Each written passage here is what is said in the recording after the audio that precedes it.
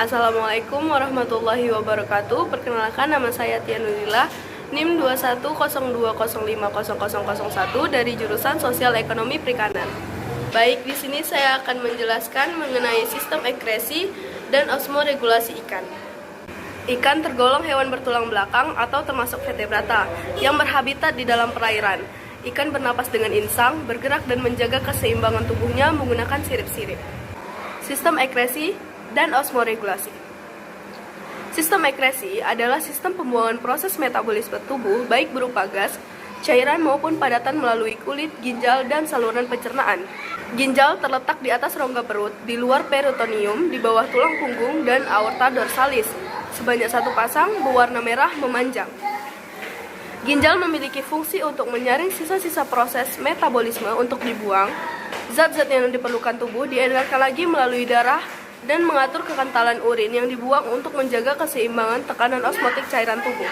Osmoregulasi adalah sistem pengaturan keseimbangan tekanan osmotik cairan tubuh, air dan darah dengan tekanan osmotik habitat atau perairan.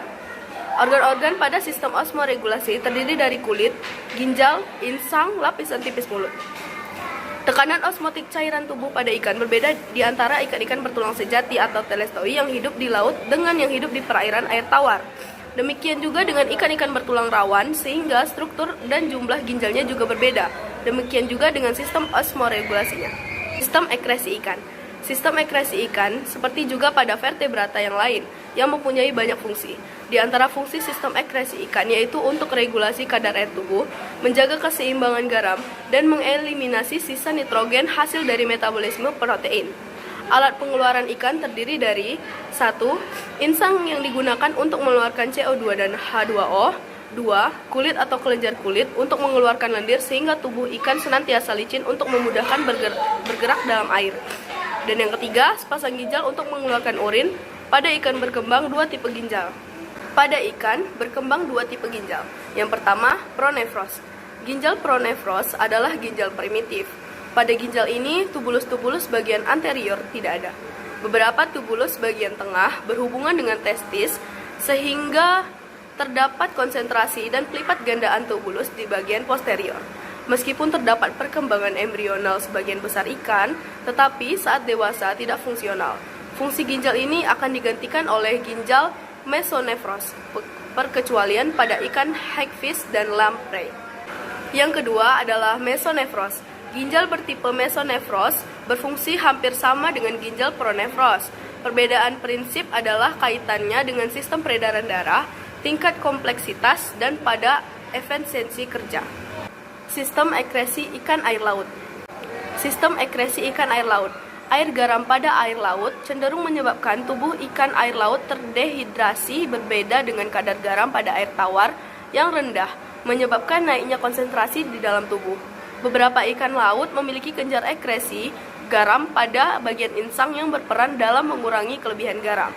Ginjal berfungsi untuk menyaring sesuatu yang terlarut dalam air dan darah yang hasilnya akan dikeluarkan melalui corpus renalis.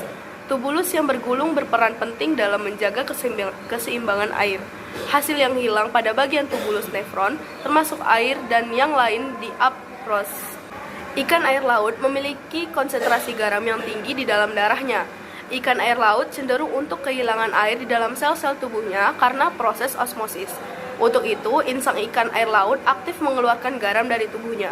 Untuk mengatasi kehilangan air, ikan air laut meminum air yang kandungan garam tinggi akan meningkat dalam cairan tubuh. Sebaliknya, dehidrasi dicegah dengan proses osmosis dan kelebihan garam harus dihilangkan. Karena ikan air laut mengkondisikan dengan tekanan osmotik untuk mempertahankan air, volume air seni lebih sedikit dibandingkan dengan air tawar. Sistem ekresi ikan air tawar. Ikan air tawar cenderung menyerap air dari lingkungannya dengan cara osmosis. Insang ikan air tawar secara aktif memasukkan garam dari lingkungan ke dalam tubuh. Ginjal memompa kelebihan air keluar dalam bentuk air seni. Ginjal mempunyai glomerulus dalam jumlah banyak dengan diameter besar. Hal ini dimaksudkan untuk lebih dapat menahan garam-garam dalam tubuh agar tidak keluar dan sekaligus memompa air seni sebanyak-banyaknya. Cairan tubuh dari ikan air tawar memiliki konsentrasi ion yang lebih tinggi dibanding dengan lingkungan sekitarnya. Kondisi ini disebut dengan hiperosmotik. Untuk mempertahankan gradien konsentrasi tersebut, dibutuhkan sistem pembuangan dan konservasi dari ion-ion di samping adanya proses ekresi air yang telah difiltrasi oleh ginjal. Baik, sekian video dari saya. Maaf apabila ada kekurangan, saya tutup. Assalamualaikum warahmatullahi wabarakatuh.